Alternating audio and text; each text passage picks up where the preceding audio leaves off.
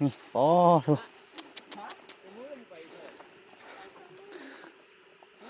เจ้าไปหากินเป็นมือสองมือเขาไปหา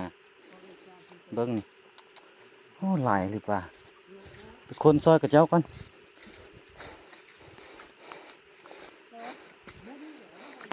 เอาฮับประเวทพูดแล้วปลาคือบุกใหญ่ถ้ามือนากายเด้อเนี่ยเด้อเขาใส่หม้อเด้ออย่าคิดผิดเด้อว่าเขาเฮ็ดหาผิดกฎหมายบ่แม่นเด้อเขาใส่หม้อตามธรรมชาติ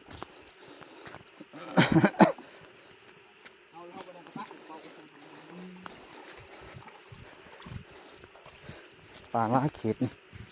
คู่ก็ได้ผู้3-4โตเย้ยาสมุนไพรเป็นมือก่อน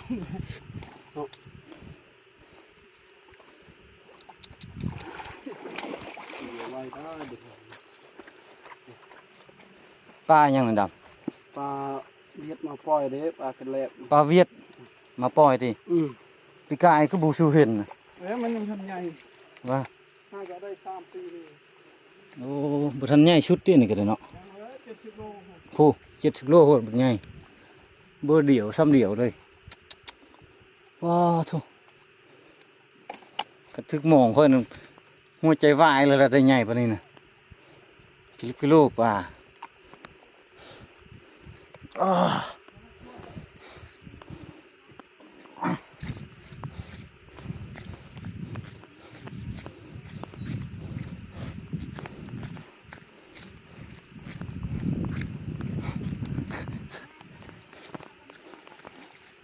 นี่ผู้สอบปลานี่เจ้าของปลานี่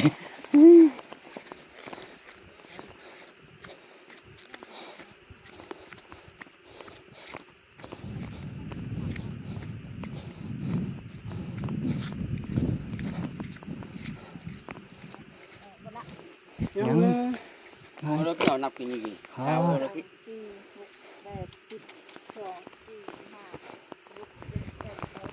อ่อนคนโตนี่น้อยบนฟ้ามันไม่รู้อ่อน 10 กิโล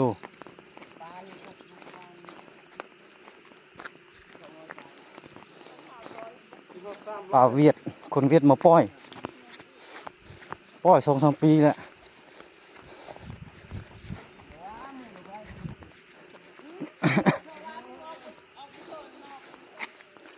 พักเทินอยู่หน้าเขื่อนที่ปลามันหลาย